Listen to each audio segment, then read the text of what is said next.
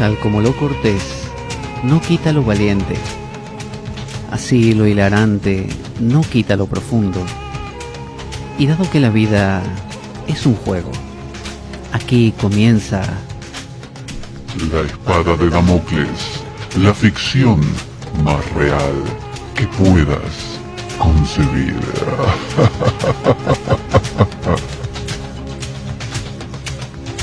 La espada de Damocles es un programa que por mera falta de objetividad cree ser diferente.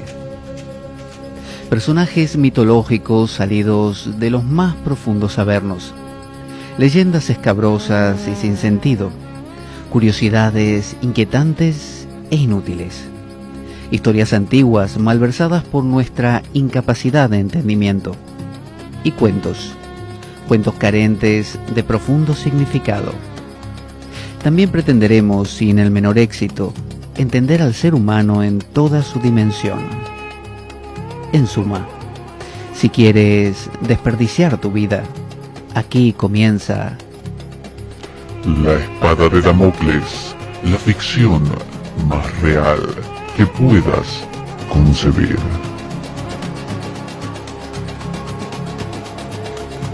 La espada de Damocles se emite todos los domingos de 2:30 a 4:30 de la tarde aproximadamente, aquí en Radio Cuca 107.3 de la FM del dial de Oviedo. Puedes oír nuestros programas grabados a través de nuestra web www.espadaweb.blogspot.com. También puedes descargar a través de nuestra web los programas grabados, los programas antiguos. Puedes seguirnos por Twitter a través de @PabloJVeloso o también @laespadaweb. Puedes mandarnos un correo a info@espadaweb@gmail.com y participar de nuestro grupo de Facebook, La Espada de Damocles. Pero sobre todo, ¿sabes qué? No te lo puedes perder.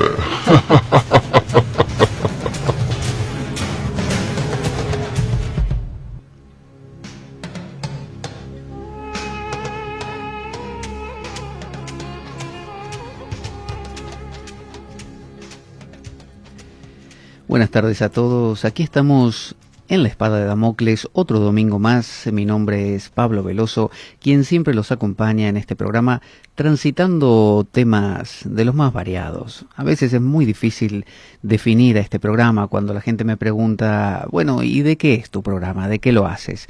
¿De qué va? Y bueno, no es un programa informativo porque no damos noticias. Tampoco es un programa biográfico porque no nos basamos solamente en contar relatos de la vida de las personas. Tampoco es un programa netamente cómico porque no nos basamos en contar chistes ni relatos graciosos simplemente.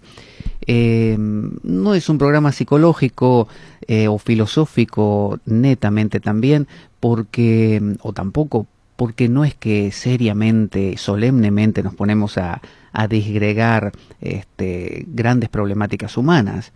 Así que, ¿de qué trata este programa o en qué consiste? Bueno, es muy difícil decirlo. La gente a veces pasa una o dos vidas intentando describir la espada de Damocles a una persona que no lo ha oído nunca, que no ha oído este programa. Así que es más fácil decirle a la persona, mira, siéntate un rato o camina por la calle con unos auriculares y escucha el programa. Y tú mismo decides de qué trata. Así que a veces hablamos de biografías de personajes famosos, otras veces entrevistamos a personas de carne y hueso, otras veces hablamos de dilemas filosóficos que aquejan al pensamiento humano y al corazón de los seres humanos, y otras veces tratamos personajes de la mitología que nos cuentan cosas, siempre con un toque de humor. Humor que a veces es bienvenido por algunos oyentes y otros, como ya hemos citado, porque cuando vamos leyendo los mensajes de los oyentes, obviamente leemos todos, es decir, no solamente los que auguran un maravilloso futuro para el programa, sino también aquellos que denostan el programa diciendo que es poco menos que una porquería. Así que bueno, algunos dicen, bueno, tratar con sorna y con ironía a algunos personajes serios los desmerece. Pero bueno, nosotros pensamos en este programa que agregarle algunos toques de humor nos permiten hacer más asequibles o accesibles a estos personajes y bueno, jugando con las palabras otra vez, aprender o aprehenderlos un poco más. Así que el personaje que tenemos hoy es casi una continuación del de la semana pasada. Se acuerda que la semana pasada, cuando estuvo Urbasi regalándonos su compañía, llenando de colores el estudio, bueno, hablamos de Ixión. Que Ixión de alguna manera fue el puntapié inicial para que aparezcan los personajes que hoy vamos a tratar. Y los personajes de hoy son nada menos que los centauros. Y de entre ellos, entre ellos, el que destacaremos es Quirón, que es el famoso sanador herido. O sea que el tema del programa de hoy, excusándose en un relato mitológico, lo que hará será ahondar en la problemática humana del sufrimiento. Es decir, usted o yo tenemos puntos en nuestra vida, elementos, situaciones, circunstancias, ¿no? O condiciones que nos hacen sufrir. A veces es una condición física, como una enfermedad, a veces es alguna deficiencia en el funcionamiento corporal, otras veces es una incapacidad a nivel cognitivo, ¿no? Alguien que no puede ser tan culto, no digo inteligente, pero culto como otro, a veces por cuestiones netamente económicas y otras veces por cuestiones de ejercicio, de capacidad. Digamos que el que empezó antes a pensar lleva ventaja, ¿no? Porque tiene la habilidad ya más fresca.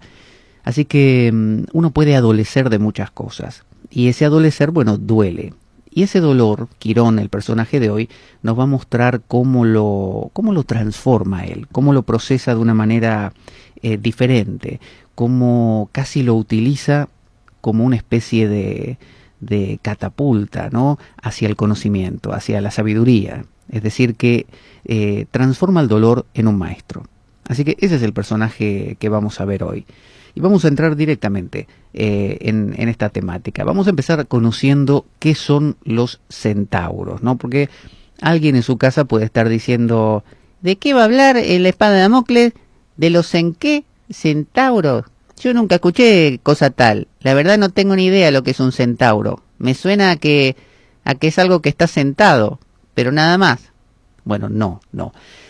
Los centauros son en su mayoría una especie de seres salvajes y esclavos de las pasiones animales, como su marido, señora. Su marido, usted lo puede llamar cuando lo vea la próxima vez, le puede decir, ¿qué hace, centauro? Y el tipo la va a mirar con cara de, ¿y esta por qué me dice centauro? Y usted sabe por qué. Porque el tipo es un ser salvaje, esclavo de sus pasiones animales, simplemente por eso. El mito hace a la mayoría de los centauros hijo de Kentauro, ¿no? Literalmente en griego significa asesino de toros. Kentauro era hijo de Ixión. ¿Se acuerda de Ixión de la semana pasada? El que hizo el amor o se cepilló a Hera, o sea, creyó que la estaba cepillando, pero en realidad era que Zeus había mandado a construir una nube con forma de Hera, es decir, le pidió a Néfele, que era una ninfa, que asumiese la forma de Hera y como una nube, y bueno, o sea, con esa consistencia, pero muy real. Ixión tuvo relaciones y contentísimo de que había tenido amoríos con nada menos que la esposa del dios, del rey de los dioses. Así que Ixión intentó violar a Hera y lo consiguió, a la Hera falsa, y Néfele, que era la que había asumido la apariencia de la diosa, fue la verdadera madre de Kentauro. De las relaciones de Ixión y Néfele nacería Kentauro. Kentauro tuvo luego relaciones con las yeguas de la región de Magnesias y de esa unión contranatural nacerían luego el resto de los centauros. Porque claro, a Kentauro lo parieron, digamos, y lo soltaron por ahí. Y Kentauro vio cómo es, a uno no le explican mucho quién es o a qué familia pertenece. No, está mamá y papá ahí que nos dicen, hola, yo soy mamá, hola, yo soy papá. Y bueno, nos cuentan en qué familia nacimos y nos dicen, mirá, se espera que que seas, no sé, poderoso como somos en esta familia, o naciste en una familia de gatitos, así que tenés que maullar. Bueno, a Kentauro no le dijeron nada, lo soltaron por ahí. Así que el tipo estaba confundido, más confundido que Turco en la neblina. Entonces el tipo que hizo, vio unas yeguas, ¿no? Y dijo, y bueno, será por ahí la cosa. Y bueno, tuvo relación no con una, porque se ve que tenía como mucha intensidad Kentauro, y tuvo con varias. O será que lo hizo correlativamente, ¿no? Concatenadamente. Y de ahí nació toda la estirpe de los centauros, que luego veremos cómo eran y qué eran. Quirón, que es el personaje de hoy, dice, en la mitología griega, Quirón era el hijo de Cronos, Saturno. ¿Se acuerda de Cronos? Cronos es uno de los hermanos de Zeus, que es el que... No, perdón, no es el hermano de Zeus, es el padre de Zeus.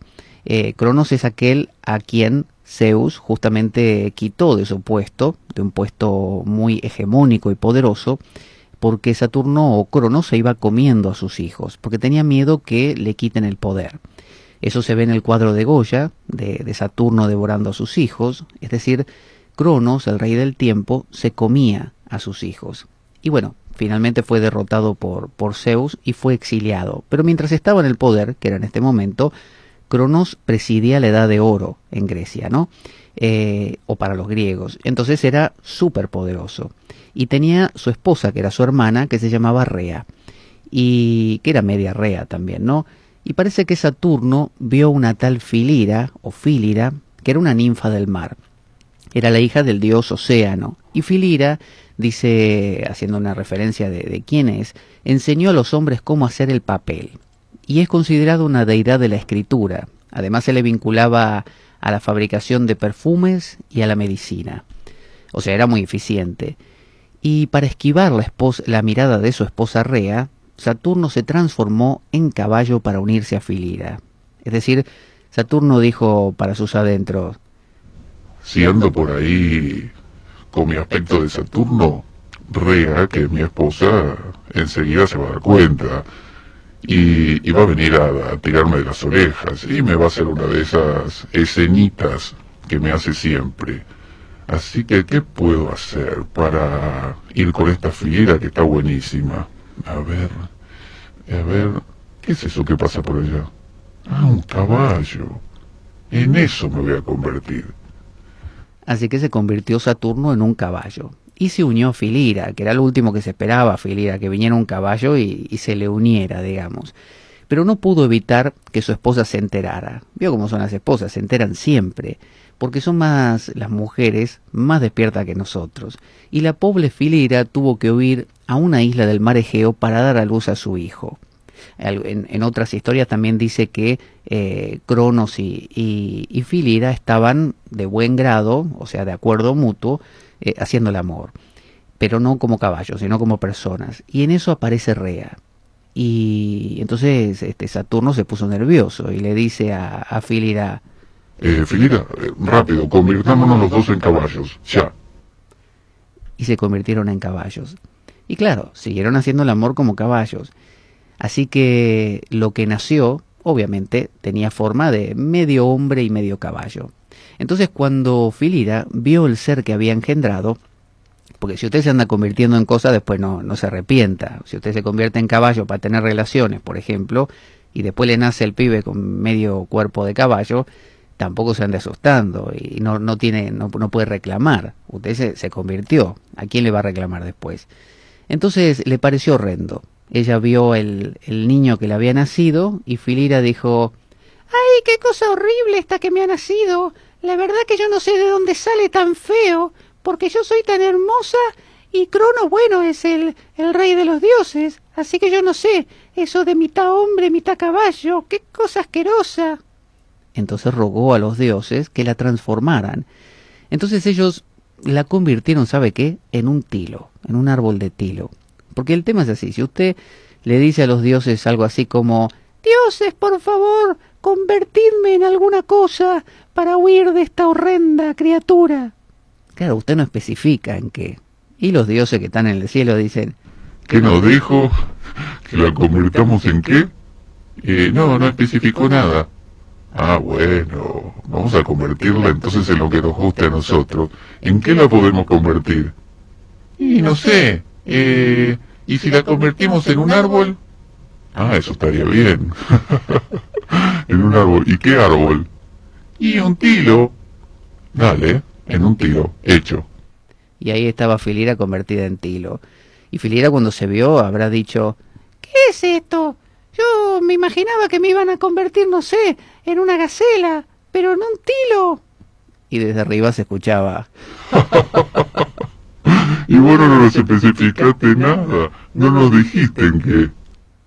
Así que la pobre Filira quedó como Tilo. Y Quirón, pobre, fue abandonado por su madre y por su padre, pero al ser inmortal no murió.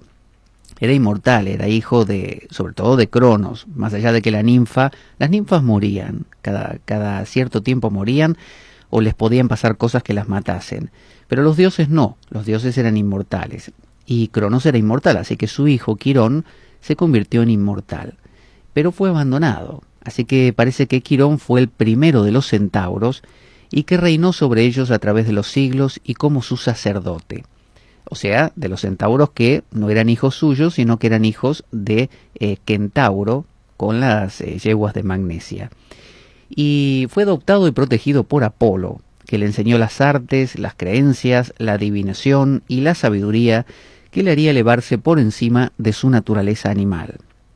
También Atenea fue su protectora, o sea que tanto Apolo como Atenea, una diosa de la cultura, fíjese que Atenas se llama así, porque la diosa que presidía, la más importante de Atenas, era Atenea, que era diosa del conocimiento, de la estrategia, mientras que en Roma el dios que presidía era Marte, ¿no? Marte Ares, que es el dios de la guerra. Y eso, bueno, ya determina cómo era cada uno de estos pueblos. Así que Quirón fue protegido y cuidado y mentado o mecenado por Apolo, que le enseñó muchas cosas profundas, entre ellas las artes, la adivinación y la sabiduría que le haría elevarse por encima de su naturaleza animal. Es decir, Quirón tenía una naturaleza animal, tenía de la cintura para abajo, era un caballo el tipo, ¿no? Entonces la gente lo miraba mal, como diciendo, mira ese, que tiene para abajo es caballo, cuidado con tu esposa, alejásela. Y así, entonces el tipo medio que era marginado, que no encontraba inserción social, Quirón no se sentía que formara parte de nadie.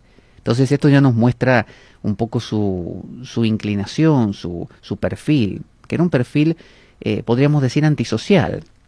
Era alguien que no podía encajar bien, no se sentía correspondido, no se sentía realmente compatible con el resto de la humanidad. Así que Apolo le ayudó a trascender esa naturaleza animal y cultivar su parte humana, la parte del conocimiento, la parte de la sabiduría. Así que por su naturaleza divina y siendo hermanastro del propio Zeus, Quirón fue recogido por los dioses. Hermanastro de Zeus porque al ser hijo de Cronos y Zeus también, aunque de distinta madre, fíjese, era hermanastro de Zeus, nada menos. Quirón fue recogido por los dioses, aprendió música y medicina de Apolo, como decíamos, y también de Hermes, que Hermes es el dios de la comunicación, ¿no? También llamado Mercurio. La caza la aprendió de Artemisa, una diosa guerrera. El arte de curar animales de Pan, ¿no? Usted sabe quién es Pan. Pan es el dios que inventó el pan, obviamente, ¿qué va a ser? Aprendió el arte de la guerra de Atenea y de Ares.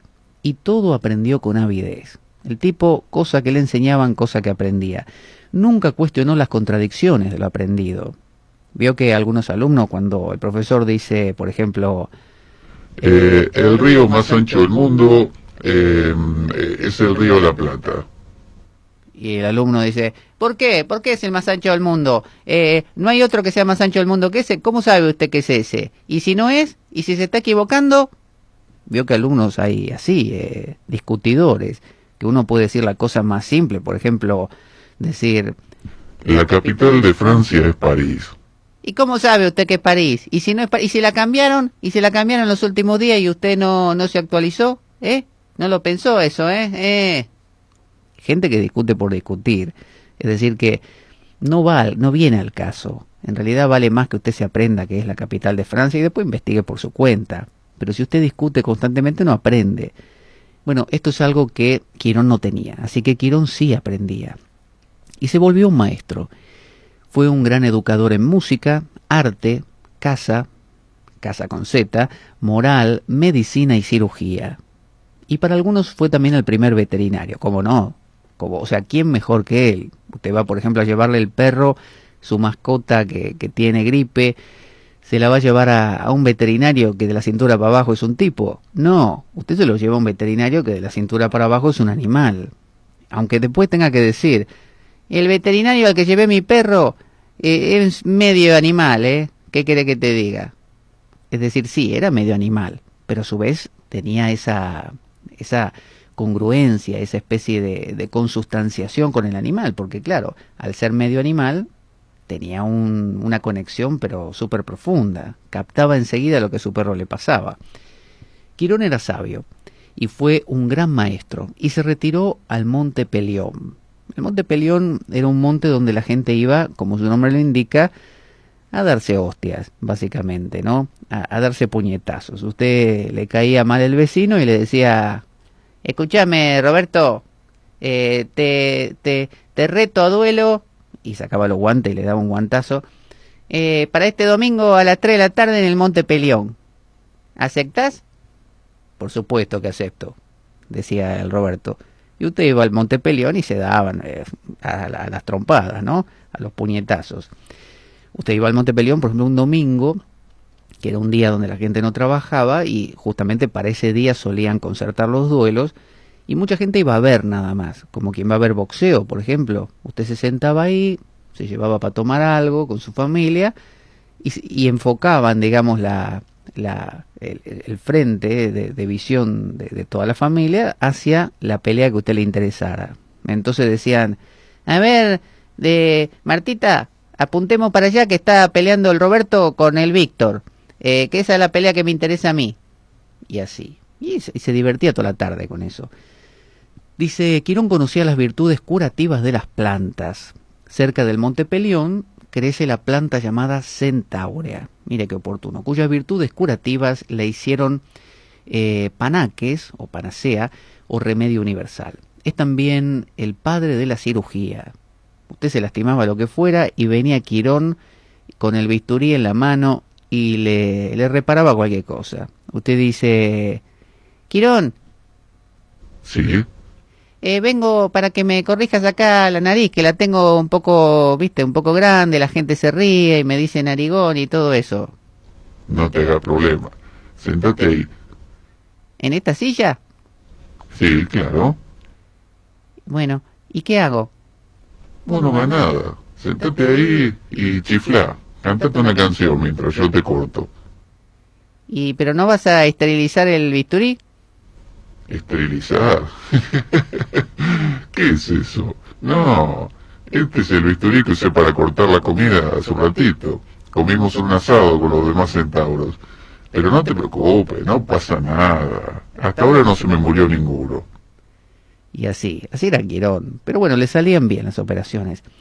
Su nombre proviene de Keir, que significa mano en griego, y que es un órgano de curación por sus virtudes magnéticas o por su uso en la cirugía. Fíjese que la palabra quirón tiene que ver con la palabra quiropráctico, que es aquel que con las manos, ¿no?, cura, o sea, acomoda huesos y cosas por el estilo, o también con la palabra quirófano, ¿no? Es un lugar donde con las manos también se corrige. Es decir, que para los griegos las manos eran un elemento sagrado, un elemento de sanación. Entonces,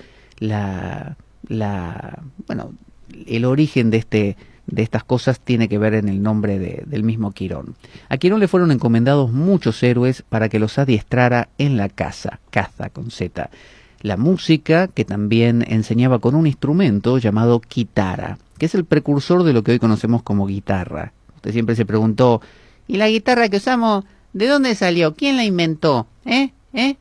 Bueno, la guitarra que hoy usamos proviene de la quitara, que es una suerte de arpa, que es un poquito más compleja que una arpa, pero más simple que una guitarra, pero tiene forma de arpa. como la de Nerón, ¿vio? Pero más grande.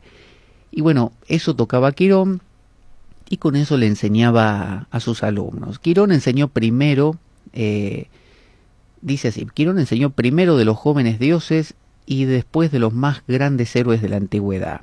Por ejemplo, enseñó a Aquiles, a Ajax, a Asclepio, quien se volvería el dios de la medicina, que era el hijo de Apolo, a Teseo, a Jasón, ¿no? Teseo es el que mató al Minotauro, Jasón es el que recuperó el vellocino de oro, a Acteón, que creo que es el que la encontró a Atenea bañándose y ella lo convirtió en perro, y no, en gacela, o en ciervo, y los propios perros de Acteón lo devoraron, y también a Heracles, que Heracles es Hércules. Así que vemos que le ha enseñado a muchos héroes griegos. Hasta tal punto era grande el conocimiento que poseía de las virtudes medicinales de las plantas que Apolo le confió la educación de su hijo llamado Asclepio, que fue el más dotado de sus discípulos. Este se transformó en el dios de la medicina. Usted sabe que vimos en el programa anterior cómo Apolo se había casado con Corónide, que era una de las hijas de Ixión.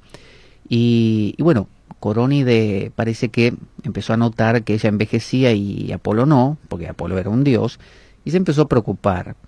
Así que como se preocupó mucho, se buscó un vecino que se llamaba Isquis, y le dio con Isquis sin problemas. Así que Apolo la descubrió, como contamos en el programa anterior, y mandó a matar a Corónide, a la chica, y también a Isquis de paso, ¿no? Así que antes de que muriese, Corónide le sacaron de su cuerpo, que eso lo hizo Hermes, a Asclepio, que era el hijo de Apolo. Porque Apolo dijo, bueno, dijo así. A Corónide la voy a reventar, dice. Porque para qué la quiero si me engañó. Pero el pobre Asclepio que está dentro del cuerpo, yo lo voy a salvar. Si pobrecito no hizo nada. Asclepio, también conocido en el mundo romano como Esculapio, que yo sé que es un nombre feo, pero bueno, era un gran tipo este. Se transformó en el dios de la medicina. Tenía mucha habilidad para resucitar gente, entre otras cosas. Fíjese, él tenía como una serpiente, que así como la serpiente muda el cuerpo y renace, ¿no? Pareciera renacer como prístina, deshaciéndose de la piel vieja. Bueno, él iba con una serpiente y si tenías algún problema, el tipo te tocaba con la serpiente y te resucitaba. Pero no como Jesús que resucitó, supóngase a Lázaro. No. Este resucitaba, pero gente a mansalva. A venir, resulta que el tipo lo resucita y a mitad de camino lo perdemos. Conclusión, estamos acá aburridos como una otra. No pasa nada acá, en el mundo de los muertos. Así que te pido que hagas algo, ¿viste? Porque, no sé, no te digo que lo mate, pero ponelo en su lugar, ¿viste? Porque yo acá, con la gente, acá se me están poniendo todo nervioso. Tengo el perro Cerbero de 3 cabezas, lo tengo al rey Midas, Minos, perdón, que es el que va juzgando a todos, y estamos todos aburridos jugando las cartas. Vos te podés imaginar, nosotros acá jugando las cartas, en vez de torturar gente y juzgar muertos. Así que, Zeus, ponete las pilas. Y Zeus entonces, como no podía matarlo, porque dijo, ¿cómo voy a matarlo al pobre Asclepio que tiene que ver? Le quitó la posibilidad de resucitar. Le dijo, a partir de ahora podés curar, pero no resucitar. Entonces se convirtió en el padre de la medicina, porque uno quisiera que los médicos de hoy también pudieran resucitar, tal como hacía Asclepio, pero bueno, sabemos que hay fuerzas mayores, que son los dioses, que no quieren. Por eso los médicos de hoy, aunque podrían resucitarlo, porque el médico sabe, el tipo estudió y sabe cómo resucitar a cualquiera, pero no lo hacen. Usted le puede pedir mucho, pero el tipo no lo hace, porque sabe que está la directiva de Zeus que dice, no resucite, solamente cura. Entonces se crearon muchos santuarios dedicados a Asclepio, siendo el más famoso el templo de Epidauro, del 4 a.C. Se representaba a Asclepio con una corona de laurel en la cabeza y llevando en la mano un bastón rodeado por una serpiente. Los latinos importaron su culto y lo llamaron Esculapio. Quirón parece que ayudó también a un rey, al rey, creo que se llamaba Pelias, a casarse con Tetis. Obviamente, bueno, ya hemos hablado en alguna ocasión de Tetis, era muy deseada entre las ninfas, porque bueno, su nombre ya denotaba que poseía algunos dones especiales. Y bueno, el rey, creo que era Pelias, eh, o por ahí, un nombre así, ya lo vamos a... Ah, Pelión, no, Pelión era el monte, ya lo encontraremos. Entonces parece que se celebró la boda en el monte Pelión, donde la gente se daba tortazos, frente a la entrada de su cueva, a la cueva de Quirón. Entonces estaban ahí haciendo toda una fiesta. Quirón estaba dentro porque era más huraño y la gente estaba ahí afuera, que se casa con Teti, y así. De dicha unión nació Aquiles, que también fue abandonado por su madre, cuya educación fue confiada a Quirón. Aquiles, usted sabe, es Brad Pitt. La gente se pregunta cómo era Aquiles, igual que Brad Pitt. Así, ¿usted vio la película? Bueno, Troya, esa misma cara tenía el tipo. Y parece que esta mujer, Tetis, esta ninfa, tenía, como siempre pasa, cuando una mujer sobrenatural se une a un humano, en cualquiera de las mitologías del mundo, es una unión dispar, porque el humano tiene todas las falencias de un humano y todas las ansias de un humano, ¿no? Y se sabe poco, mientras que en este caso Tetis se sabe mucho. Ella se sabe, no digo inmortal porque las ninfas no lo eran, pero si un hombre vivía 70 años, y en esa época menos todavía, no sé, 40, 50, bueno, las ninfas vivían, supónganse, 10.000 años, para lo cual, para lo que estamos hablando, es como una suerte de importante inmortalidad. Así que cuando hay una unión dispar, hay una sensación mutua de inestabilidad, como que esto no va a durar para demasiado, no va a perdurar mucho. Y normalmente hay cláusulas. Cuando alguien se sabe poseedor de alguna mejora, de alguna capacidad especial, por ejemplo la belleza, ¿no? Por ejemplo, una mujer se une a un hombre y esa mujer se sabe hermosa, bueno, pone algunos límites y le dice al hombre, yo voy a estar contigo, o así le dice, yo voy a estar contigo siempre y cuando no hagas, y ahí vienen los puntos suspensivos. La mujer pone ahí lo que quiere, por ejemplo, siempre que no me celes, o siempre que no me digas lo que tengo que hacer. Y el hombre, como se sabe, como le digo, carente, poco, a medio pelo, entonces el tipo agarra y dice, bueno, está bien, lo que me pidas yo lo hago. Pero ¿qué pasa? Pasan los años o pasan los meses, depende del caso, y el hombre empieza a descubrir que aquella tarea que tenía que soportar no le es fácil, y que a veces se le escapa, no sé, se le escapa un consejo a esa mujer cuando ella dijo que no lo quería recibir, o se le escapa una especie de... ¿Y a qué hora pensás regresar de ese lugar?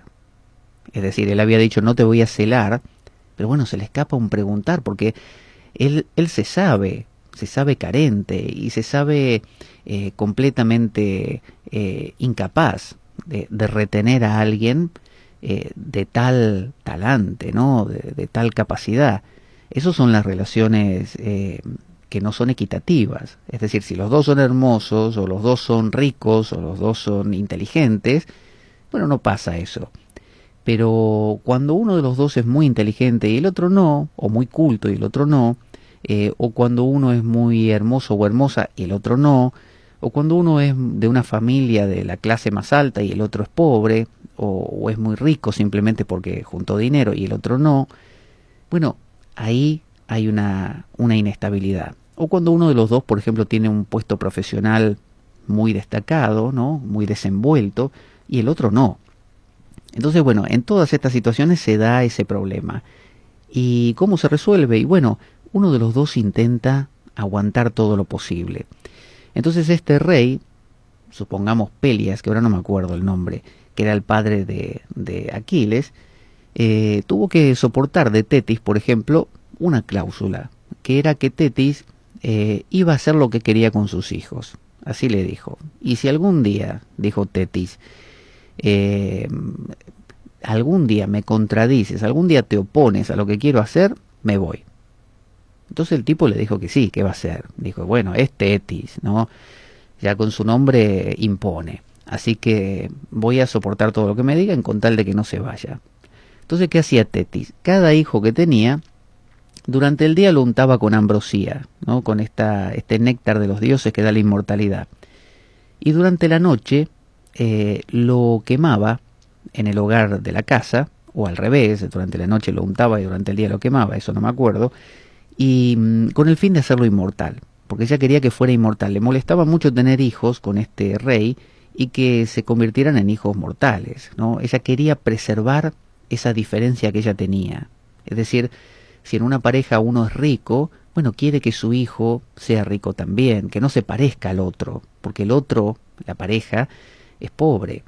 O si uno de los lados de la pareja es culto, quiere que ese hijo sea culto. Y si empieza a ver que no lo es, trata de hacerlo culto, porque si no, no lo quiere. Entonces, esto de quemarlos, parece que no le salía muy bien. Y se le morían. Entonces cuando llegó el turno de Aquiles, que ya iban como para 6 o 7, que le pasaba esto, y el rey estaba con la boca cerrada, el rey Musarela, no decía nada, porque decía, acá donde le diga a Tetis que pare de quemarme acá a los pibes, se me va. ¿Y qué hago después? Me quedo solo acá, yo como, solo. Y entonces, ¿qué hizo? No aguantó más, y un día entró y la vio a Tetis en pleno quemado de Aquiles. Y pegó un alarido el rey, ¿no? Que no se lo voy a reproducir ahora para no asustarlo, pero pegó un alarido. Y Tetis lo miró y le dijo, te dije que la vez que me interrumpieras o me contradijeras en lo que estaba haciendo, me iba a ir. Así que toma al pibe, me voy. Y pegó un portazo y se fue. Así que ahí acabó la relación. Y el pobre rey Pelias, o como se llamara, se quedó con Aquiles. Y perdió a Tetis. Entonces, muchas relaciones, por ejemplo, en la India está la diosa, la ninfa Urvasi y Pururabas, el rey Pururabas, donde ocurre la misma situación. Ella le dijo a él que nunca debía verla desnuda. Y bueno, tarde o temprano ocurrió una vez que no, nunca debía verlo desnudo a él. Y él un día se levantó de la cama y dio la casualidad, o no tan casualidad, porque los amigos de Urvasi que la extrañaban lo produjeron, generaron un relámpago. Y por un instante se vio el cuerpo desnudo de Pururabas. Así que Urvasi dijo, me voy. Te dije y por eso me voy. Entonces siempre que hay una relación dispar, hay esa sensación de una parte que intenta agradar a la otra y la otra que se sabe en posición de exigir y pone sus exigencias, como hizo Tetis, que como su nombre la precedía, obviamente, literalmente la precedía, entonces supo sacar ventaja de esa cualidad, y ante la menor de cambio, ante el menor problema, lo dejó acá al rey, clavado con Aquiles, los dos mirando con los ojos llorosos, y Tetis se fue a disfrutar con sus amigas ninfas. ¿Qué le parece?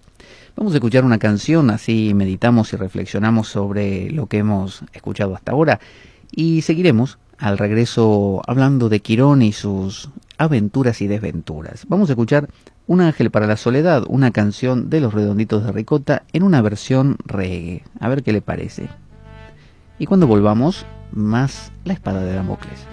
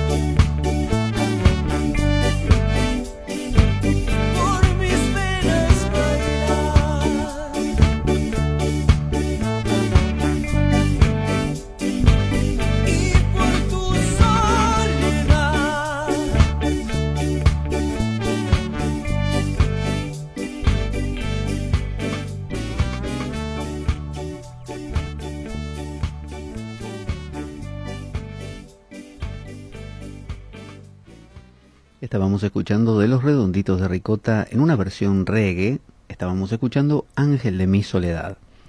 Estamos hablando hoy de Quirón, del centauro Quirón.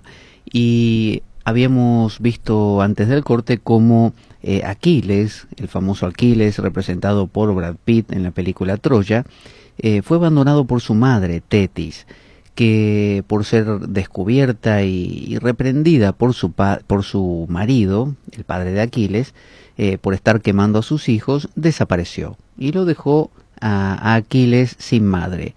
Entonces el rey decidió entregárselo a Quirón porque lo consideró muy sabio como para que educase a este futuro príncipe.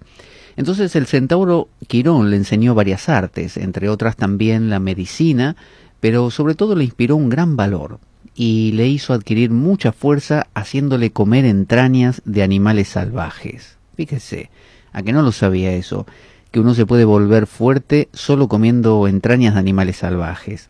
Parece que venía Aquiles y decía: ¿Qué pasa?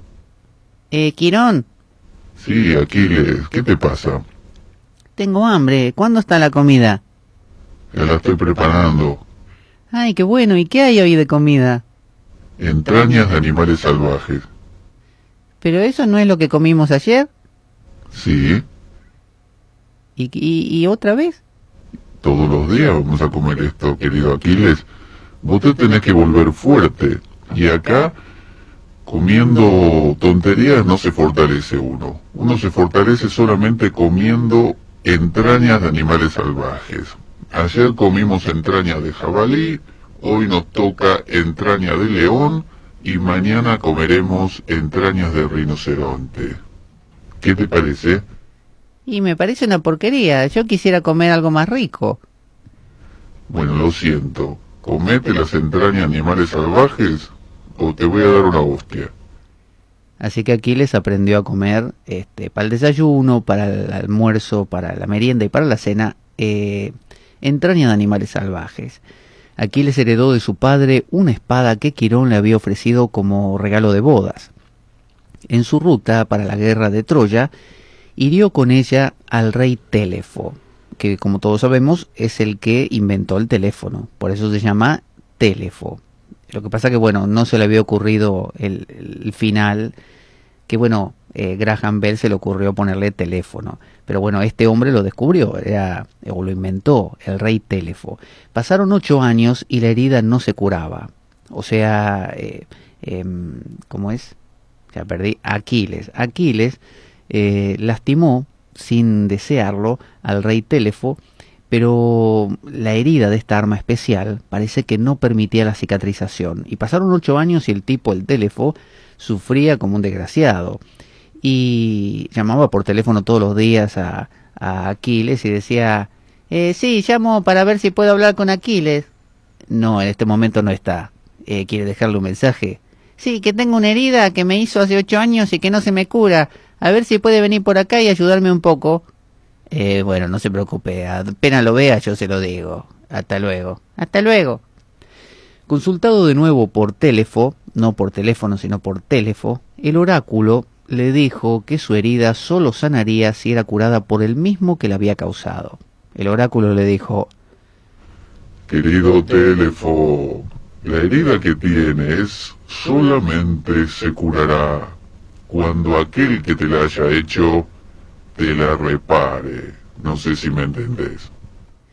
Así que Télefo viajó disfrazado de mendigo a Áulide. ¿Por qué disfrazado de mendigo? Bueno, porque cuando los aqueos, comandados por Aquiles, llegaron a donde vivía Télefo, en la guerra de Troya, en su ruta para la guerra de Troya, y pelearon contra este rey y su gente, bueno, si bien no era su objetivo este rey, porque se equivocaron en realidad, bajaron en una isla que no correspondía, tuvieron que pelear con él. Si él aparecía y decía: ¿qué tal? Yo soy Télefo, el rey con el que pelearon hace poco, ellos no lo iban a querer ayudar, porque él también, por defenderse, mató muchos de los amigos de Aquiles.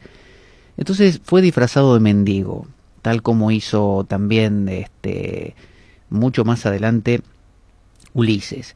Dice, donde estaban de nuevo reunidos los expedicionarios aqueos. Así que Aquiles sin saber que era Télefo, puso un fragmento oxidado de su espada en la herida y, ayudado por emplaste de hierbas, lo sanó, ilustrando el proverbio griego que dice: lo que hiere también cura. O si no, hablando más así, más común, sería como lo que no mata engorda. Télefo indicó a los aqueos el rumbo adecuado para llegar a Troya, porque los tipos estaban perdidos, ese era el problema, y andaban bajando en todas las islas que encontraban, peleándose con todo el mundo, y apenas bajaban decía: ¿esto es Troya? Y la gente le decía: no. Ah, ¿y dónde está Troya? Y no sé, le decía la gente, y así estaban deambulando. Así que, agradecido, Télefo les dijo dónde quedaba Troya. Así que aquí les puso un fragmento oxidado de su espada y lo curó. Si a mí me meten un fragmento de cualquier cosa oxidada en una herida, yo salgo corriendo a sacármelo enseguida. Me parece totalmente contraproducente. Vio que cuando a una persona le disparan una bala, así no lo haya matado, la bala misma crea que el cuerpo genera una especie de reacción. Bueno, parece que esta reacción era lo que lo curaba. Dice: llegó el tiempo en que Quirón tuvo que abandonar su montaña con sus centauros. En el transcurso de la boda de Piritoo, los centauros que habían sido invitados, acuérdense que eran muy violentos y eran muy pasionales, muy animales, se emborracharon con el vino que confundieron con cerveza. Parece que los centauros bebían cerveza, era como una suerte de alemanes. Y cuando ellos bebían algo más fuerte, por ejemplo el vino, ni le hablo de vodka y cosas así, o ron, o whisky, no, ya con vino. Donde bebían vino se ponían nerviosos. Y parece que trataron de raptar a las mujeres de la fiesta y de violar a la novia. O sea, sí, sin límite, digamos, ¿no? Vamos a por todo. Y como consecuencia de esta actitud fueron perseguidos y derrotados nada menos que por Hércules. Quirón tuvo que abandonar su cueva y se instaló en las colinas del Cabo de Malea, donde los centauros perseguidos por Hércules trataron de refugiarse. O sea, Quirón vio que estaba todo complicado. Quirón dijo para sus adentros: lo que hicieron los centauros, yo no sé, la verdad, esta gente no saben comportarse. Van a la fiesta de Piritoo y acaban raptando a la mujer y queriendo violar a la novia. Yo no sé ya qué hacer con estos centauros. Y ahora encima, como yo soy parecido a ellos, me van a querer agarrar a mí también, ¿viste? Que tengo de la cintura para abajo, soy caballo. Acá, a la noche todos los gatos son pardos. Nos van a diferenciar y me van a tirar una flecha a mí también. Yo mejor me voy al Cabo de Malea. Y al rato vienen los centauros. Sí, ¿quién es? ¡Somos los centauros! ¿Y qué quieren? Queremos entrar acá a tu casa. ¿Y para qué? Porque nos persigue Hércules con un montón de flechas y nos va a matar a todos. Pero yo no quiero, porque me van a matar a mí también. Acabamos de tomar mucho vino y estamos nerviosos, así que si no nos abrís te vamos a violar a vos también. Bueno, un momento, ahí les abro. Así que bueno, les abrió. Y llegó Hércules, en 5 minutos estaba Hércules ahí con su casco hecho con la piel del león de Nemea y la capa del león de Nemea también impenetrable, las flechas que estaban mojadas en el veneno de la hidra de Lerna, que eran completamente, como su nombre lo indica, venenosas. Y entonces Hércules empezó a disparar flechas, mataba centauros así como nada, caían los centauros, que como no eran inmortales se morían. Y en una de esas, dice, su último discípulo, hablando de Heracles, porque fue el último discípulo, el propio discípulo de Quirón, fue el culpable de su muerte. Heracles le disparó accidentalmente una flecha envenenada con la sangre de la hidra cuando luchaba con los centauros, que huían hacia su morada en el monte Pelión. La flecha que iba contra el centauro Elatos atravesó uno de los brazos del cuerpo de Elatos, justamente, y se enterró en Quirón. Vio cómo son las flechas de Hércules. Cuando Hércules le dispara una flecha, no es Guillermo Tell, no es una flechita ahí que atraviesa la manzana, no. Hércules le dispara a usted una flecha y mata 5 o 6 atrás, ¿no? Porque tiene tanta fuerza esa flecha. Y se enterró en Quirón, parece que le pegó en la rodilla. Pero bueno, había un problemita acá. Dice, por accidente una flecha envenenada lanzada por Hércules hirió a Quirón en la rodilla. Hércules, afligido, trató de curarle con los remedios que el propio Quirón le había enseñado, tratando la herida con la famosa centaurea que cura las picaduras de serpiente. Logró aliviar su dolor, eso sí, pero no sanó su herida. O sea que Hércules enseguida dijo, uy, Quirón, discúlpame, no era mi intención tirarte la flecha. ¿Y ahora qué vamos a hacer? Bueno, déjame que voy a buscar centaurea. Y se fue a buscar. Y al rato volvió con un manojo de centaurea, la machacó con un mortero, escupió adentro, bueno, todo un método que le había enseñado Quirón. Entonces hizo un emplaste y se lo metió ahí en la herida a Quirón. Y Quirón dice, ¡oh! ¿Cómo duele esto? no te preocupes, que te va a hacer bien, te va a curar. Vas a ver que en unos momentos no vas a sentir nada, vas a estar bien. ¡Oh! Bueno, de verdad que duele un poco menos, pero duele como la gran 7 igual. ¡Oh! ¡Qué dolor! Y el problema es que no me puedo morir yo. ¡Oh! ¿Y ahora qué voy a hacer? Este veneno lo tengo adentro. ¿Cómo duele esta hidra? O sea que imagínese la situación. Usted tiene algo que lo debería matar, que es un veneno. El veneno está intentando matarlo a toda costa, pero usted no puede morir a su vez. Por lo tanto, usted es como si no aflojara. Su cuerpo no afloja. Su cuerpo no dice, muchachos, esto es un veneno, me voy a morir. No dice nada, el cuerpo aguanta. Entonces es como una especie de lucha de titanes, ¿no? Que imagínense dos titanes poderosos pegándose ahí a puñetazos. Se desgastan pero no mueren. Entonces es una cosa triste de ver, ¿no? Porque cuando uno mata al otro, bueno, se acaba la cosa y se resuelve. Pero es como si fuera una especie de tormenta que nunca llueve. Imagínese, viene la tormenta, viene la nube, el aire enrarecido, y el agua cuando viene, no cae nunca.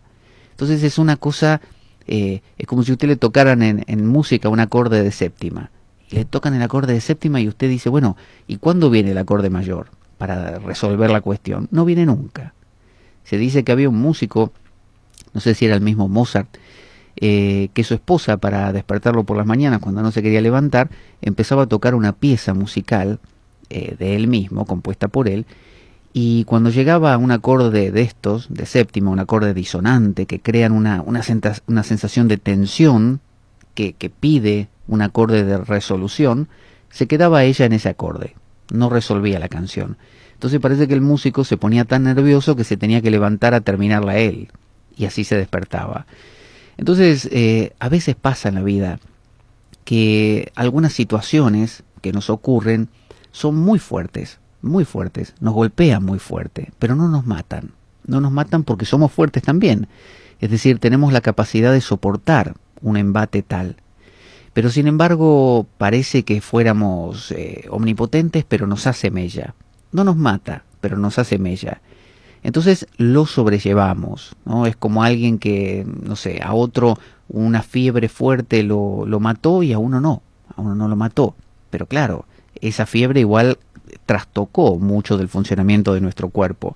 Así que hay que vivir con eso después.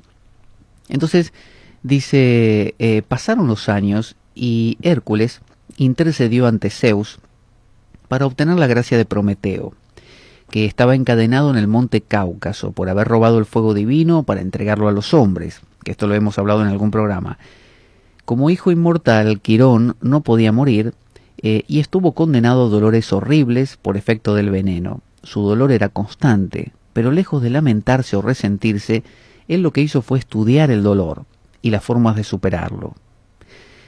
Cuando uno tiene una herida fuerte en su vida, hablamos de heridas físicas, pero imagínese una herida emocional, ¿no? Aquella mujer que es el amor de su vida, aquel hombre que es el amor de su vida, lo o la abandona. Se rompe un vínculo, se muere un ser querido, usted queda lastimado. Y ese dolor es un dolor que acarrea durante toda su vida. Así como le pasa a las personas que se ven involucradas en una guerra, por más que después regresen, se casen, tengan una familia, una empresa o lo que fuera, eso es algo que los acompaña donde vayan y con lo que sueñan todas las noches. Es decir, el dolor que hace mella en nuestro corazón, esa astilla clavada en nuestro pecho día y noche, no nos deja entregarnos a la superficialidad, no nos deja comulgar con la banalidad, nos mantiene en vilo, nos mantiene afilados, nos mantiene como si hubiese una segunda mente.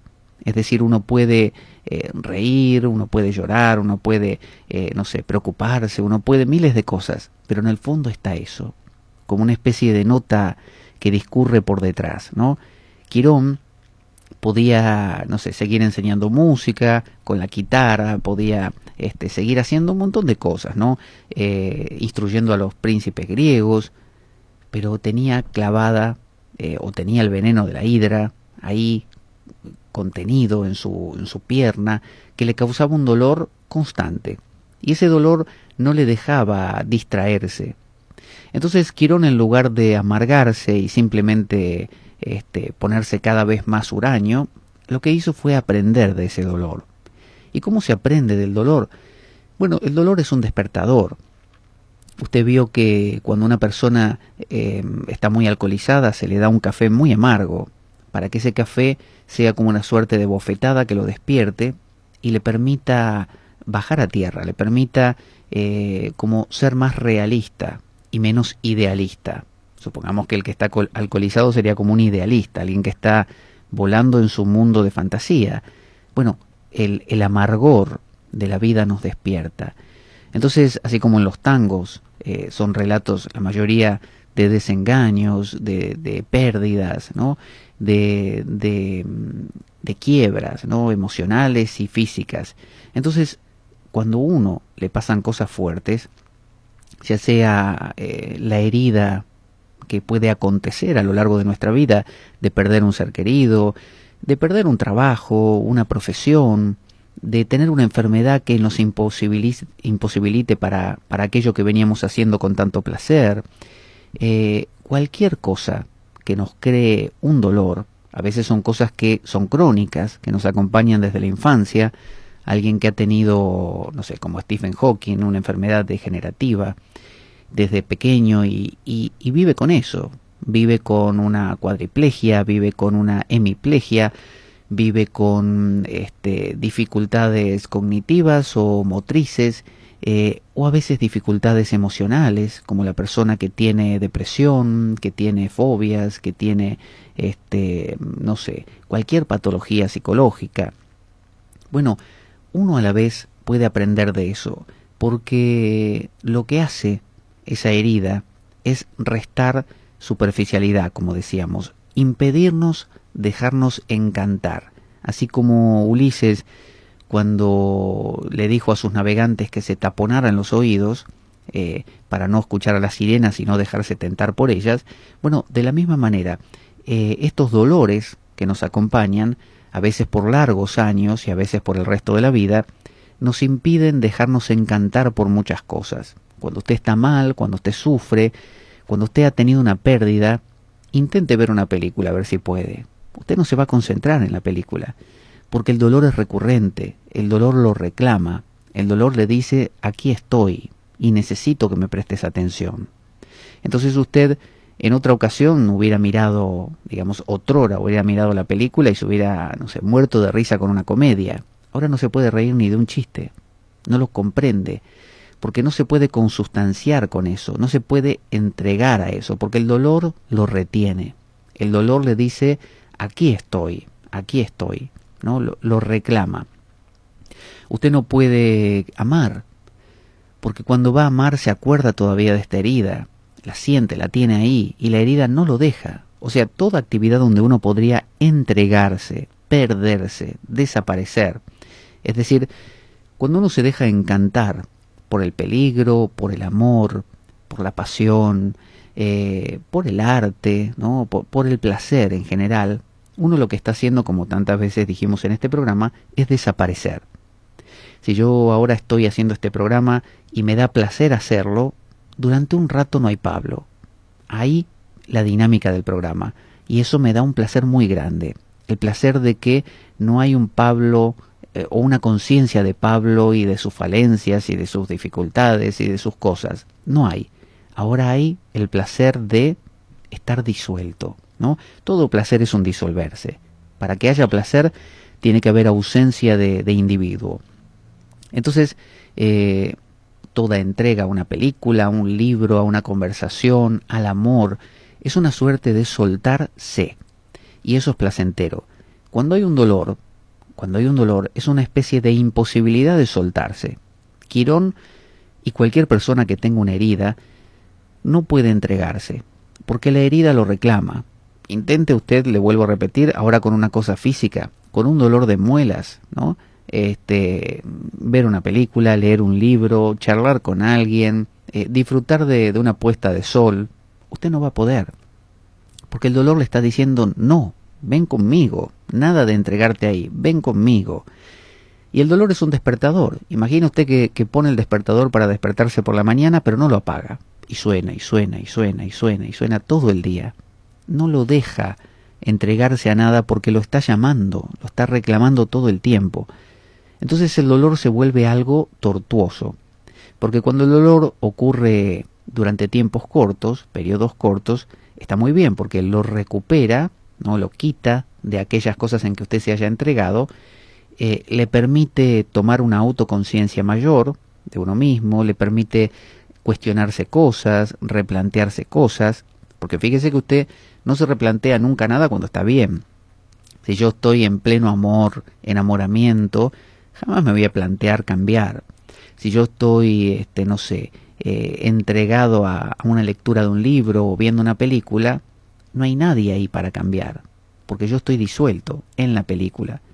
Pero cuando el dolor de muelas me llama, cuando el dolor de una herida emocional, sentimental me hiere y me reclama y me hace sentir que estoy todo el tiempo ahí, porque no me deja entregarme a nada, ahí es cuando yo me observo, me descubro y cambio. Y entonces es el principio de la sabiduría, porque la sabiduría tiene que ver con la autoobservación. Con la observación, y para que haya autoobservación tiene que haber presencia. Uno no puede autoobservarse cuando está viendo una película, porque si o hace una cosa o hace la otra. Intente ver una película y autoobservarse. Se va a perder la película, o bien no la va a disfrutar. No se va a reír ni de un chiste, si es graciosa, y no se va a compenetrar con ninguna escena si es triste. Entonces, el dolor es justamente un estímulo, y el estímulo es el que nos hace aparecer. Entonces, Quirón era un ser que vivía estimulado, vivía constantemente en autoconciencia, y eso era devastador. Cualquier persona en ese estado, luego de un tiempo, muere. Porque si usted tiene un dolor de muelas que no para, usted tiene una herida sentimental que no se va, usted tiene una herida de una pérdida de un ser querido que no merma, bueno, tarde o temprano usted se desvanece, o sea, usted se quema directamente. Es como si usted no durmiera, está siempre despierto. Alguien que está siempre despierto acaba muriendo, se desploma. No puede sostener ese nivel de agudeza.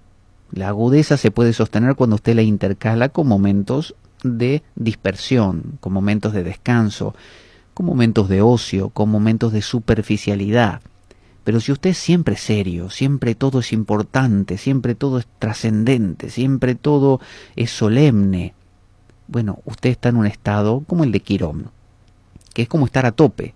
Es como una especie de cocainómano que se dio con muchísima cocaína, y bueno, está pero agudísimo, está atento a todo y nervioso por todo, hiperestimulado, hiperactivo, y esos niveles no se pueden sostener mucho tiempo. Pero Quirón era inmortal, así que Quirón nos muestra, digamos, por así decirlo, qué pasaría si alguien que está en ese estado, con un dolor de muelas o de lo que fuera, fuera sostenido en el tiempo, continuo. Bueno, Quirón lo que hizo fue aprovecharlo. Quirón dijo, bueno, de esto tengo que aprender. Ya que se me da la posibilidad de no ser superficial en nada, de no entregarme en nada a nada, de no relajarme en ningún momento, voy a aprovechar esto para entenderme. Y voy a entender lo que es el dolor del ser humano. Y gracias a eso pudo enseñar a muchos de sus alumnos cosas muy, pero muy profundas que nadie más podía saber. Porque cuando usted alterna con momentos de disolución, ya sea el dormir por las noches, o el divertirse, o el alcoholizarse, o el entregarse al amor, o el entregarse al arte, o leer un libro, o ver una película, todo eso a usted, entre comillas diríamos, le hace perder el tiempo, pero no en un sentido peyorativo, el tiempo de autoobservación. Quirón es lo contrario, Quirón es 100% autoobservación, sin descanso, lo cual mataría a cualquiera, pero Quirón era inmortal. Así que eso le dio una sabiduría que nadie tiene. Esto nos muestra que una persona que sufre, una persona que vive un duelo, una persona que vive una situación dolorosa de cualquier tipo, es una persona que aprende, porque es alguien a quien la vida le da una bofetada. Y cuando la vida nos da una bofetada, nos quita de cualquier adormecimiento en que estuviéramos entregados y nos devuelve a una especie de agudeza autoconsciente, que es la que permite, como decíamos, quizás cambiar el curso de nuestra vida, tomar otro rumbo, cambiar de actitud. Así que el dolor no es tan negativo como se suele pensar. Vamos a escuchar una canción de Los Tequis que habla del amor y dice ¿cómo has hecho? ¿Cómo has hecho para que yo finalmente te ame de esta manera? Quizás puede ser la canción que le cantara el rey Pelias a la ninfa Tetis. Y enseguida volvemos.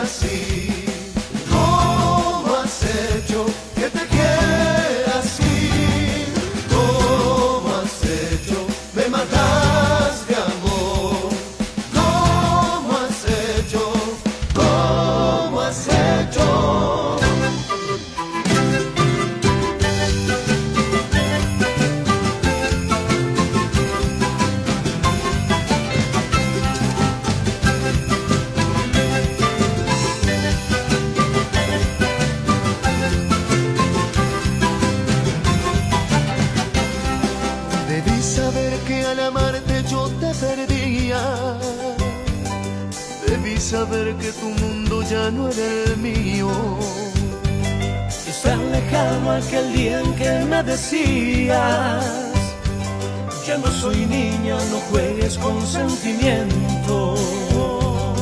¿Cómo has hecho para amarme así? ¿Cómo has hecho que te quiera así? ¿Cómo has hecho? Le mataste amor.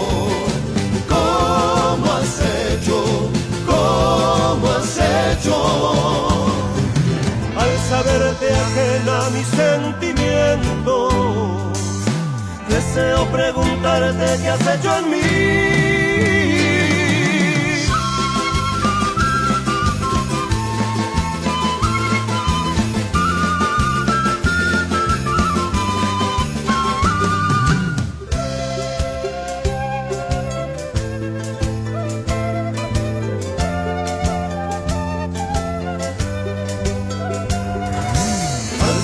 Ajena a mis sentimientos, deseo preguntarte qué has hecho en mí.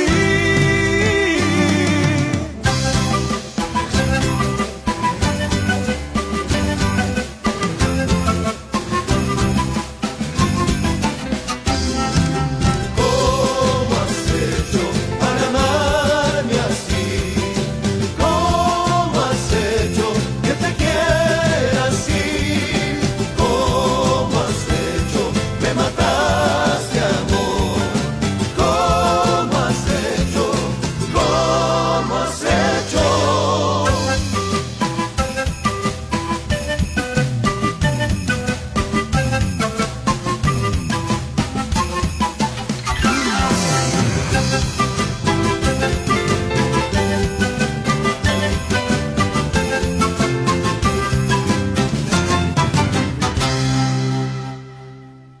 Escuchábamos ¿Cómo has hecho? De Los Tequis, Que bueno, un poco nos contaban cómo el amor del rey Peleo, que así se llamaba, había dicho yo Pelias, pero era en realidad Peleo, acá lo busqué, y la ninfa Tetis, ¿no? La madre de Aquiles, aquella que abandonó a Peleo, al igual que Urbasi lo hizo con Pururabas, como siempre pasa en estas relaciones que habíamos contado, donde hay esta disparidad. Y decíamos que Quirón vivía en un estado de gran dolor, ¿no? Así que Hércules intercedió ante Zeus para obtener la gracia de Prometeo, que estaba encadenado en el monte Cáucaso, del que hemos hablado en algún programa, por haber robado el fuego divino para entregarlo a los hombres. Y como hijo de inmortal, Quirón no podía morir y estuvo condenado a dolores horribles por el dolor del veneno, ¿no? Por el efecto del veneno. Su dolor era constante, pero lejos de lamentarse o resentirse, estudió el dolor y las formas de superarlo. Hércules, se apiadó de él y buscó a Prometeo, quien había sido encadenado por Zeus por entregar el fuego a los hombres, y condenado a nacer y morir cada día cuando un águila le devoraba su hígado, que volvía a crecer. Es decir, Prometeo, como había robado el fuego de la forja de Hefestos, del herrero del Olimpo, para llevárselo a los hombres, por una cuestión de compasión, Zeus se ofendió mucho y lo encadenó a Prometeo en el Cáucaso a un risco, y todos los días venía un águila y le comía el hígado, cosa que a Prometeo no le hacía mucha gracia, no era muy divertido. Y por la noche el hígado le volvía a crecer, así que todos los días le comían el hígado. Imagínese, es como si usted tuviera que vivir una situación, no sé, usted sabe que en el trabajo tiene un compañero de trabajo que metafóricamente le come el hígado todos los días, ¿no? Es decir, le hace la vida imposible. Y usted sabe que, digamos, por la noche se recupera, porque usted vuelve a su casa, y al día siguiente otra vez. Bueno, esto le pasaba a Prometeo, que no moría porque Zeus lo mantenía vivo. Entonces, había sido encadenado por Zeus por entregar ese fuego a los hombres, y este castigo duraría hasta que alguien tuviera piedad de él y muriera en su lugar. Entonces, a instancias de Hércules, Quirón lo reemplazó, muriendo para liberar a Prometeo. O sea, fue Quirón y le dice: Prometeo, Sí, ¿qué pasa? soy Quirón. ¿Y qué tiene? No, que te vengo a ayudar. ¿En serio? ¿Y cómo me vas a ayudar acá si tengo un águila que me come el hígado todos los días? No, porque me explicaron que yo puedo tomar tu lugar, morir por vos y te libero, porque yo soy inmortal, ¿viste? Pero tengo un problemita, que una flecha se me clavó en la rodilla y tiene veneno, y bueno, no te voy a contar mucho, pero sufro como un loco. Así que yo te doy mi inmortalidad a vos, y yo me vuelvo mortal y me muero apenas el águila me coma el hígado. ¿Qué te parece? Pero me encantaría, pero ¿cuándo lo hacemos eso? Ya mismo, si querés intercambiamos. Perfecto, vení acá arriba, ya te encadenás vos y me dejás salir a mí. Hecho. Y así hicieron. Entonces, Quirón tomó el lugar de Prometeo. Y parece que durante unos días, algunos dicen 9 días, el águila le siguió comiendo el hígado a Quirón, en este caso, que vivenció un poquito el dolor de Prometeo. Pero bueno, al 9º día, los dioses lo recompensaron a Quirón, subiéndolo a los cielos como la constelación de Sagitario o la de Centauro. Hoy no se ponen de acuerdo quién es Quirón y quién es Folos, que era otro centauro que después veremos. Zeus decidió liberar a Prometeo. O sea, con este intercambio Zeus dijo... Aclaro que tenía la misma voz que Filemón, Perfecto. El cambio ya vi que se hizo, no hay problema. Prometeo, escuchame una cosa. Sí, don Zeus, dígame. Mira, te pongo 2 condiciones. La primera, tenés que llevar una cadena simbólica, porque yo te puse esa cadena para atarte al risco, como símbolo de que te castigaba, ¿viste? Pero si yo te suelto, la gente va a pensar que yo me ablandé. Así que lo que vas a llevar es un anillo como símbolo de la cadena, pero en pequeñito, como que la tenés todavía, como que está sujeto a mí, no sé si se entiende. Y la segunda, ya está cumplida, que un inmortal tenía que ponerse en tu lugar, y ya lo hizo Quirón. Así que seguí con tu anillito y estamos todos contentos, dale. Sí, señor, perfecto.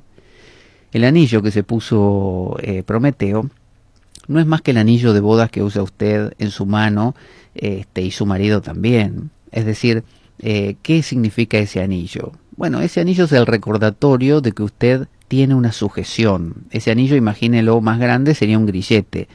Usted tendría como unas esposas puestas en cada mano. Como es incómodo andar por la vida con esposas, porque veo que, no sé, usted se quiere, tiene esposas puestas, se quiere bañar, no puede, quiere conducir un coche y tampoco.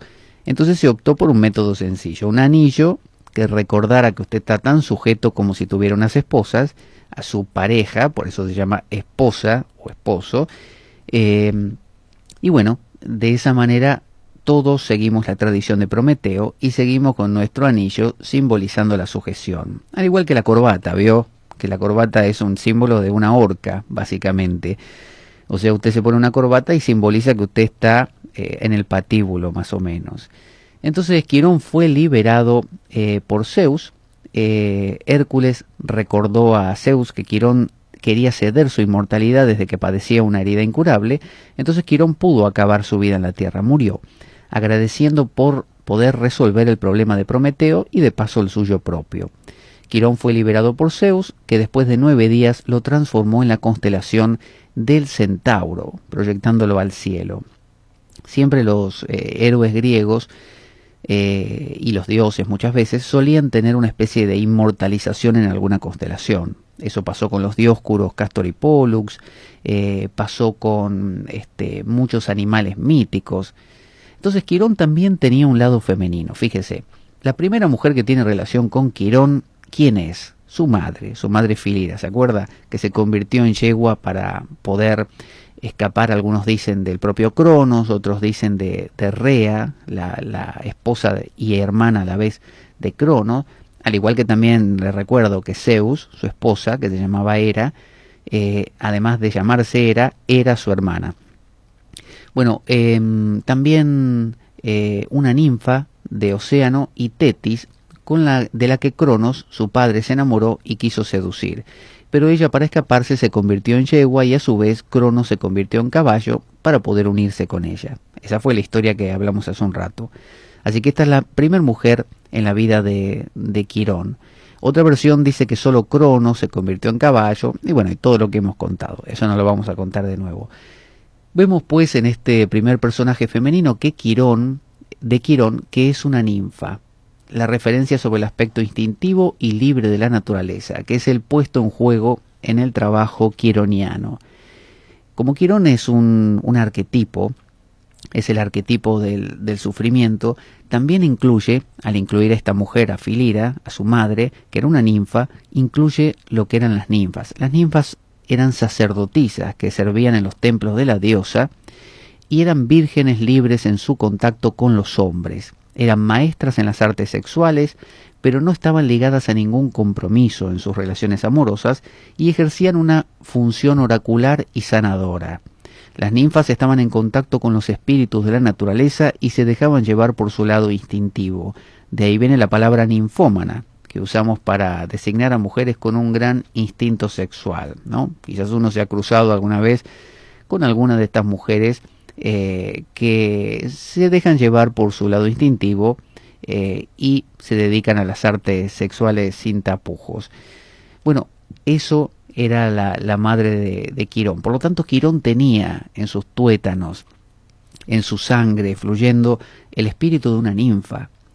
Y más allá de lo que es la moral, ¿no? Lo que corresponde y lo que no, si la sexualidad libre, si estar con varias personas, con varios hombres, varias mujeres o no, a la vez, o tener amantes, más allá de eso, tiene que ver con una especie de rebeldía natural, ¿no? Piense que la sociedad nos pide ciertos requerimientos, cumplir ciertos deberes, acotarnos a ciertas normas, pero bueno, el espíritu de la ninfa es el espíritu de la transgresión, es el espíritu indómito, es el espíritu rebelde, es el que no se deja restringir, sujetar o encauzar en una sola dirección. Entonces eso forma parte de Quirón y forma parte de todos nosotros. Todos nosotros tenemos esa gran energía pujante dentro de nosotros que nos impulsa a la pasión, nos impulsa a disfrutar. Es lo que algunos llaman el impulso dionisíaco, ¿no? Contrario al impulso apolíneo. El impulso apolíneo es seguir las normas, mantener las cosas estructuradas, la rutina. Y el impulso dionisíaco es el de, no sé, revolear la chancleta, como se dice. Es decir, soltar las amarras y no, digamos, abrevar siempre en el mismo puerto, sino que permitirse, darse permisos para disfrutar de mil maneras distintas. Entonces, otro personaje femenino en el mito es su mujer, la mujer de Quirón. Tuvo una esposa, se llamaba Cariclo. Quirón se casó con la ninfa Cariclo, fíjese, también era una ninfa. Según algunos era hija de Apolo y según otros del dios Océano. Y su padre con ella, y fue padre con ella de varios hijos. Cariclo ayudó en la crianza de Jasón, uno de los héroes griegos, y Aquiles. Y fue madre ejemplar para sus hijos putativos, es decir, adoptivos, que son estos dos, Jasón y Aquiles, como los suyos propios, aunque los propios le dieron solo penas. Entre los hijos propios destacan Osirroe, quien heredó el don de la profecía de su abuelo, Apolo u Océano, o como amada de Apolo, que éste se lo regaló, algunos dicen. Como lo usó para contar secretos de los dioses, Osirroe fue transformada en castigo en una yegua llamada Hipo, o también Hipe. Vio cómo es, uno puede andar contando cosas, pero de los dioses no conviene. Es decir, usted puede en la vida cotidiana charlar, contar cosas, pero si usted habla de cierto político que no debe hablar, o de cierto empresario que no debería citar, o de ciertos temas que todos sabemos que ocurren pero no conviene decirlos, y usted los dice igual, y bueno, finalmente lo terminan transformando en una yegua, o en un caballo según el caso. Es decir, lo terminan cambiando, lo terminan alterando. Así, por ejemplo, lo pueden despedir de su trabajo, lo pueden marginar, lo pueden denostar públicamente, y con eso a usted lo cambian. Es decir, de ser una persona respetada pasa a ser un paria. De ser alguien con trabajo y, digamos, con una respetabilidad, con un estatus social y económico, pasa a ser un don nadie. Y así. O le niegan el acceso a ciertos ámbitos de, no sé, de una universidad, y usted pasa a ser justamente un anónimo. Entonces, esto le pasó a Osirroe, que tenía un nombre difícil de pronunciar, Osirroe, que andaba ventilando cosas que no debía hacer. Pero bueno, piense que en la sangre de Quirón había sangre de ninfa, su madre Filira era una ninfa, y su esposa Cariclo también era una ninfa. O sea, ¿qué se le va a pedir a la hija? ¿Que sea una santa? No, la hija va a ser un poco rebelde. También estaba Tiresias, muy famoso en la antigua Grecia, que buscando a uno de sus perros, vio cómo es, uno se le pierde el perro y está, Bobby, ven, Bobby, ¿dónde estás, Bobby? Así. Y llegó a un punto en el bosque donde sorprendió a la diosa Atenea mientras se pegaba un baño en una laguna. Estaba ahí Atenea frotándose, sacándose la mugre que tenía pegada, y en eso Atenea lo vio. Y Atenea era la virgen por excelencia. Atenea no quería saber nada con hombres, y siempre andaba con toda su armadura, con su casco puesto, siempre, así nació con casco, fíjese, y la vio desnuda. Imagínese, verla desnuda a Atenea. Atenea pensaría, me vio desnuda, y después va a andar por el pueblo diciendo que me vio desnuda, y va a decir cómo tengo mis partes que no quiero andar mostrando, encima con que va a andar diciendo que me vio, y bla, bla, bla. Entonces decidió cegarlo, lo cegó. Como si sirviera de algo, en realidad, porque el tipo iba a andar por ahí diciendo igual. Yo la vi a Atenea, me cegó, pero la vi. Y me lo acuerdo todo, me lo acuerdo. Entonces lo cegó. Y Cariclo, que es la madre, obviamente, de Tiresias, que la acompañaba en el baño, se ve que le estaba ayudando a Atenea a rasquetearse la mugre que tenía más pegada, le reclamó que como ella, le dijo, pero ¿cómo podés pensar mal de mi hijo? Dice, si él lo que buscaba era su perro nada más. Entonces Atenea, como no podía revertir la maldición, acuérdese que cuando usted emite una maldición no hay vuelta atrás. Es decir, usted le dice a alguien algo, y desde el momento que usted le dice a alguien algo, ya está. Es como cuando usted manda supóngase un correo, un mail, o cuando usted envía un mensaje por WhatsApp o lo que fuera, donde apretó el botoncito ya está, no tiene regreso. Usted puede escribir otro más y modificar al primero y decir, no, lo que yo quise decir era tal cosa en realidad. Sí, está bien, usted lo puede modificar, pero el que mandó lo mandó.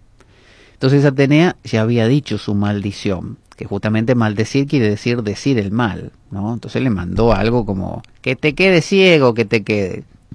Y eso ya está, no lo podía volver atrás. Entonces, para compensarlo y dejar a todos contentos, le dio el don de la profecía. Un don que Tiresias conservó aún después de muerto. Y a los propios infiernos fue a consultarle Odiseo, también llamado Ulises para los griegos, Odiseo para los romanos.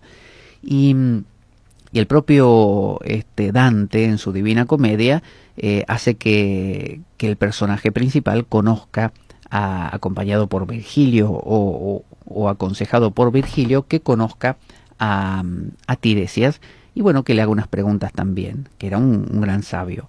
Otra ninfa de la que no hay muchas noticias, solamente que como sanadora ayudaba a Quirón y que tuvo con él una hija llamada Osirrue o Endeis, o el nombre más conocido de Hipe, palabra relacionada con caballo, hípica o hipódromo. Bueno, esto repite lo anterior. De Hipe conocemos la historia, es así. Se cuenta que era amiga de Artemisa, la diosa más libre e independiente del Olimpo, y que salían juntas a cazar. Artemisa, por otro lado, es una diosa a la que se le considera vidente y profetiza, y estudia la astrología, y cabe pensar que si Hipe y Artemisa eran amigas, compartían los mismos ideales. Bueno, vaya a saber, a veces no, a veces los amigos se juntan, pero no comparten su manera de pensar. Sabemos también que Hipe en algún momento se atrevió a desafiar a su padre, a Quirón, con sus poderes mediúmicos. Parece que Hipe, que derivaba su nombre de caballo, porque en la familia todo era caballo ahí, y la gente se convertía en caballo, tenía la mitad del cuerpo caballo o yegua, según el caso. Tenía poderes mediúmicos, o sea que podía conectarse con los muertos. Y veo que los muertos le cuentan a uno cosas interesantes. No sé qué número va a salir en la lotería, o con quién está saliendo la vecina al lado, de cosas así. Entonces le dijo al padre que iba a cambiar su naturaleza inmortal, ¿no? Cosa que realmente sucedió al final de la vida. Vino un día Hipe y le dice, papá, te quiero decir una cosa, que estuve hablando con los muertos, viste, los amigos míos, y me dijeron algo de lo que te va a pasar. Escúchame, Hipe, no me vengas a molestar con todas esas tonterías, no me interesa, ¿me entendés? No me interesa. Pero yo lo que te quiero decir es importante, que vas a dejar de ser inmortal, y que te vas a morir finalmente, que no vas a ser inmortal por siempre. ¿Pero qué estás diciendo, Hipe? Eso es una tontería más grande que una casa. ¿Por qué no te vas de acá que te voy a dar un tortazo? Quirón no tenía mucha paciencia. Era bastante, en algunas cosas, dogmático. Entonces, además estaba recuerde con el dolor. Cuando uno está con ese dolor, a su vez, se vuelve intolerante. Entonces, la parte masculina de Quirón, no la femenina, porque acordémonos que todos estos personajes femeninos que aparecen también son Quirón, porque están dentro de su mito, del mito de Quirón. Entonces, Hipe nos confirma que Quirón tenía un lado masculino, un lado duro, un lado dogmático. Hipe fue seducida por Eolo, ¿no? ¿Vio cómo es eso? Eolo era el dios del viento. Y el viento tiene que ver con esto de ser voluble. Y veo que a las chicas les gustan los tipos volubles. Esos tipos que son inconsistentes, que las entretienen, que les cuentan historietas, que las hacen reír. Y Éolo era de esos, ¿no? Éolo era un tiro al aire, justamente. Como él era el dios del viento. Y temiendo la reacción de su padre y de la propia Artemisa, cuando se enteraran de que ella estuvo con Éolo, es como decir... ay, mira, la nena está saliendo a que no sabes con quién. ¿Con quién? Con Eolo, el dios del viento. ¿En serio? Sí. Bueno, ese tipo de cosas que cuentan las vecinas, ¿vio? Entonces, ¿qué hizo ella? Se refugió en el fondo del mar con su tío Poseidón, hasta que dio a luz a su hija. O sea, fue así. Dice, Sí, Poseidón, sí. soy yo, Ipe. Ah, ¿qué haces, sobrina? Bien, acá estoy. Quería pedirte un favor. Sí, lo que quiera. ¿Me puedo quedar acá bajo el agua con vos? ¿Te querés quedar acá y para qué? No, pues porque tengo ganas de compartir un tiempo me dije esta mañana, ¿cuánto hace que no lo veo a mi tío, A mi tío Poseidón. ¿Por qué no ir a visitarlo, Bueno, sobrina, vení. Acá hay lugar para los dos. Entonces, pasó ahí alguna cosa. Pasaron los días, estaban ahí bajo el agua, vio cómo es, bajo el agua todo se vuelve más turbio. Y Poseidón le dice a Ipe, Ipe, sí, tío. ¿por qué no te acercás un poquito más? Que hace frío. Bueno, ¿así? Otro poquito, acércate más, vení, vení. Vení que te voy a dar un abrazo. Bueno, tío, está bien. Qué afectuoso que estás, tío. Sí, yo soy así, dame un beso. Entonces Poseidón la violó, básicamente. Y porque los dioses eran así. Los dioses no solían preguntar mucho, iban directo al grano. Entonces la violó y de Ipe nació Melanipa, su hija, que literalmente significa yegua negra. Ipe se convirtió en una constelación, la de Pegaso, ¿se acuerda del caballo alado? El que montaba, no Perseo, como en la película Furia de Titanes, que Perseo anda sobre Pegaso, porque parece que Perseo volaba con unas alitas que tenían las sandalias. Y bueno, le pusieron a Pegaso porque quedaba mejor. El que volaba en Pegaso era Belerofonte. Y Pegaso era un caballo alado que no solo batía las alas y volaba, sino que paradójicamente movía las patas mientras volaba. ¿Vio cómo es eso? Es como uno cuando, no sé, saca la lengua mientras escribe. Y uno dice, ¿para qué? Bueno, no sé, uno saca la lengua igual. Bueno, ¿en qué ayuda? En nada.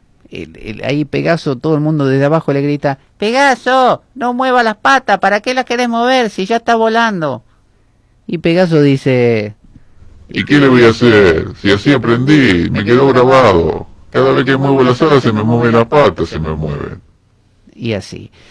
Entonces Ipe comparte con las otras dos mujeres descritas anteriormente el lado instintivo o libre. Porque Ipe, ¿qué hizo? Ipe se fue con Eolo, no conservó el linaje de su padre, no fue conservadora, respetuosa, rompió con eso. Se fue con el aire, se fue con la mente, es decir, pensó.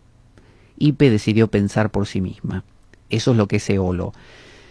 Eolo es, para una mujer, sería el hombre, aquel que rompe estructuras, aquel que no es el que sus padres desearían, pero a la vez, ese hombre es el que permite el cambio, porque justamente es un hombre inestable, voluble, que rompe la tradición familiar, y bueno, sea hombre o mujer, usted lo puede dar vuelta a la historia, es lo mismo, es un cambio de mentalidad.